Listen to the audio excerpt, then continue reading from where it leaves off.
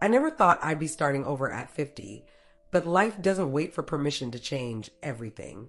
2 years ago, I lost my husband, Mark. One day he was here laughing over breakfast, planning our weekend, and the next he was gone. A sudden illness, they said. Sudden. As if that made it easier to bear. When the dust settled, my children, Jake and Mia, did everything they could to keep me standing. But life goes on, doesn't it? Jake's 28 now, climbing the corporate ladder in the city, and Mia's 25, chasing her dreams and her boyfriend across the country.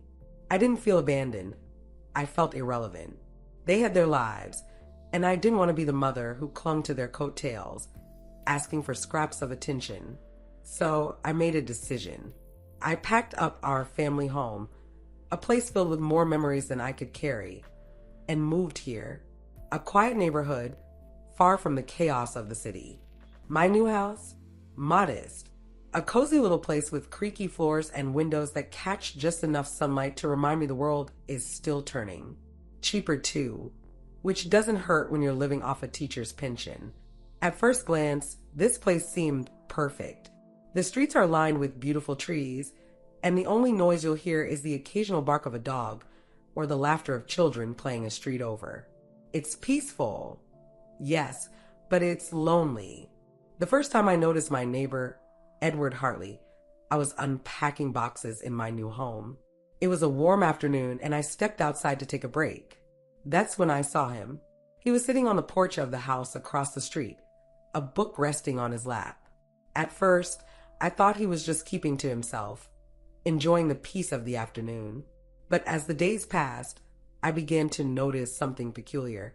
I caught him glancing my way more than once, and each time, he quickly returned to his book or pretended to be watching something else. It wasn't unsettling, but it stayed with me. I'd never had someone look at me like that before, like they were searching for something, maybe something they thought they'd lost. The first time I spoke to Edward, I had been out front, pruning the scraggly hedge along the driveway. It wasn't much of a garden, but I was trying to make it feel a little less neglected. That's when I saw him, Edward, walking slowly down his front steps, heading to his mailbox. He was dressed neatly in a button-up shirt and slacks and moved with a calmness that caught my attention. I straightened up and smiled as he reached the mailbox. He returned the smile, a warm, polite expression that instantly made me feel at ease. "Good morning," he said, his voice low and smooth. "You must be new around here." I nodded and introduced myself, mentioning how I had just moved in. Edward introduced himself too, simply saying, "I'm Edward Hartley, your neighbor from across the street." His words were friendly. We exchanged small pleasantries about the neighborhood, the weather, and how peaceful the area was. It was a short conversation, but his deep, steady voice stayed with me for the rest of the day. After that first meeting, our paths began crossing more often. Sometimes it was during my evening walks when Edward would be outside watering the plants on his porch. Other times, he'd wave from across the fence as I carried groceries or tidied up the driveway. These small moments turned into brief chats. Edward was easy to talk to, and I started to look forward to our little exchanges. Over time, our conversations grew longer. He began sharing bits of his life. Edward was the kind of man who seemed like he had his whole life in order. He told me he was a retired architect, and when he described his work, it was easy to imagine him in his younger years, meticulous, focused, and calm under pressure. But beneath all that calm and control, I could sense something else. There was a sadness in the way he talked about the past, especially when he mentioned Isabel, his wife of 40 years. "She passed away 10 years ago," he said, his voice soft but steady. "We were married for 40 years. She was everything to me." His eyes drifted as if searching for her in the distance. "It hasn't been the same without her." I didn't know what to say, so I just nodded, letting him speak. He went on to describe Isabel, how she loved to read, how she could brighten a room with her laughter. I could tell that talking about her brought both joy and pain, like reopening an old wound that had never quite healed.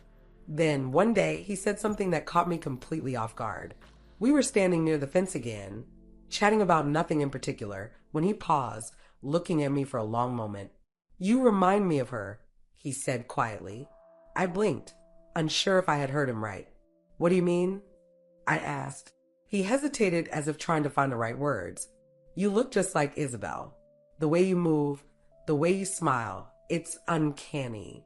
I didn't know how to respond. Part of me felt unsettled by the comparison, but another part of me was intrigued. Was that why he had been so warm and attentive since the day we met? I wasn't sure what to make of it, but something about his honesty made me want to know more about him, to understand the life he had lived and the pain he still carried. Looking back, that was the moment our connection began to shift from polite neighbors to something deeper, though I didn't realize it at the time. At first, I thought he was drawn to me because I reminded him of Isabel. He didn't hide it. He told me I had the same way of tilting my head when I was deep in thought, and that my voice carried the same calmness Isabel had. It felt strange to be compared to someone I'd never met, but I could tell it came from a place of love and longing. It felt good to be seen, not as someone broken, but as someone who was still learning how to put the pieces back together. And with Edward, I didn't feel the need to hide the cracks. It was a quiet evening. Edward sat across from me on my small porch, holding a cup of tea I had just poured for him. We didn't speak much at first, letting the soft chirping of crickets fill the silence. Edward always seemed comfortable in these quiet moments, but this time, something about him felt different, like he was carrying a heavy weight he wanted to set down. He took a sip of his tea and placed the cup gently on the table, his eyes fixed on the wooden grain.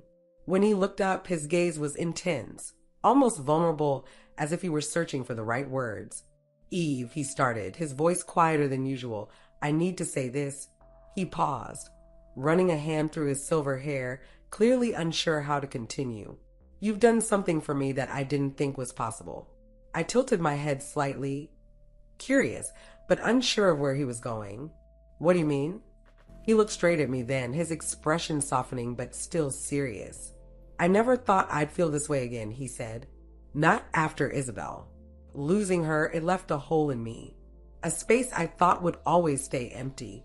Hearing him say her name made my chest tighten. I knew he loved his late wife deeply, and I could see the pain in his eyes every time he mentioned her. But there was something different about the way he spoke now. "But you," he continued, "you've brought a light back into my world. You've made me realize there's still something left to feel, something left to give." Edward wasn't just thanking me for being a kind neighbor or a friend. He was saying something much bigger, something that made my heart race. "I don't just want us to be neighbors, Eve," he said, his voice steady but filled with emotion. "I want more. I need more. I want you to fill the space in my life that's been empty for so long." For a moment, I couldn't speak. His words were so honest and raw that they left me frozen in place. I felt a rush of emotions, gratitude, fear, and something else I hadn't felt in years. Hope. But then doubt crept in. Mark. My late husband's name echoed in my mind, and guilt followed close behind. Mark had been my everything, the person who had stood by me through life's highs and lows. Could I open my heart to someone else without feeling like I was betraying him? Would loving Edward erase the love I still carried for Mark? At the same time, I couldn't ignore what Edward had become to me. Over the weeks and months, he had filled the empty corners of my days with warmth and care. His laughter, his stories, even the way he simply sat beside me. It had chipped away at the loneliness I'd been living with for so long. As I sat there, looking into Edward's eyes, I realized something. Edward wasn't asking me to leave my past behind. He was asking me to make room for a future. I still didn't know what I would say, but for the first time in a long time, the idea of letting someone in didn't feel so impossible. A few days after Edward's confession, I found myself standing in my kitchen, staring at the ingredients I'd carefully set out on the counter. The decision to invite him for dinner had taken days of deliberation, a tug-of-war between doubt and hope. But here I was, chopping vegetables and seasoning chicken, trying to ignore the nervous flutter in my chest. The house was quiet, save for the soft hum of the oven and the rhythmic chop of my knife against the cutting board. I had lit a few candles on the dining table, not too many to make it formal, just enough to make it cozy. The table was set for two, a simple yet deliberate gesture. When the knock finally came, I paused to steady my breath before opening the door. Edward stood there, holding a bottle of wine, his kind eyes crinkling slightly as he smiled. I wasn't sure what pairs with chicken, so I brought my favorite, he said with a small laugh, holding up the bottle. It'll be perfect, I replied, stepping aside to let him in. Dinner was simple but comforting. Roasted chicken, mashed potatoes, and a fresh garden salad. We ate slowly, talking about small things. There were moments of silence, but they felt natural, as though words weren't always necessary. After we finished eating, we moved to the living room. I brought out 2 cups of tea, and we settled into the couch. The room was dimly lit, the flicker of candlelight dancing on the walls.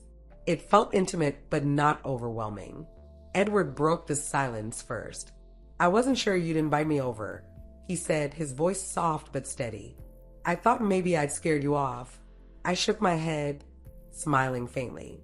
You didn't scare me. You made me think. And to be honest, I wasn't sure either. But I wanted to see where this could go. He nodded, his gaze meeting mine. You've brought something back into my life I thought was gone for good, he said. I've spent so many years just existing, and then you came along, and it was like remembering how to feel again. His words hung in the air. You're right, I said, my voice trembling slightly. I didn't think I'd feel this way again either. But I do. It was the first time I'd spoken the words out loud, admitting to myself as much as to him that this was something real, something worth exploring. He reached for my hand, his touch warm and steady. You don't have to be sure of everything, he said. We can take this one day at a time. When he leaned in, I met him halfway. The kiss was soft and hesitant at first, but it deepened. That night was different. It wasn't planned, nor did it feel like the dramatic scenes you see in movies. It was quiet, almost delicate, like a flower opening for the first time in spring. We moved to the bedroom and continued kissing. His kiss was soft, not demanding, just enough to show me what he felt. I didn't expect to feel so much in return as his hands traveled around my body. But there it was, a quiet spark I thought had burned out forever.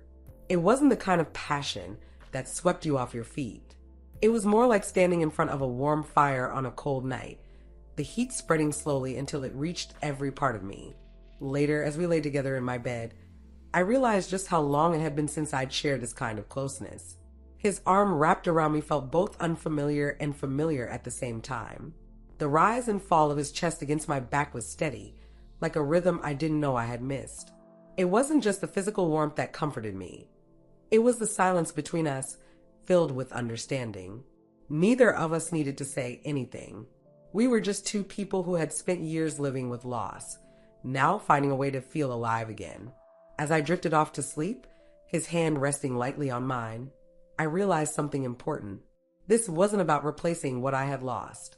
Mark, my late husband, will always have a place in my heart. But in that moment, I understood that love doesn't have to look the same every time. It doesn't erase what came before, it simply adds to it. And as I felt Edward's breath slow beside me, I knew I was finally allowing myself to begin again. The days that followed were beautiful.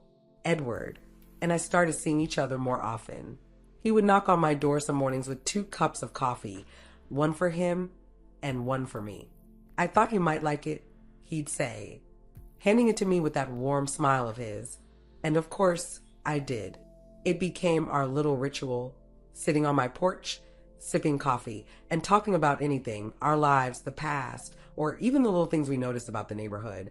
At some point, I started cooking extra portions for dinner without even thinking about it, knowing I'd bring him a plate.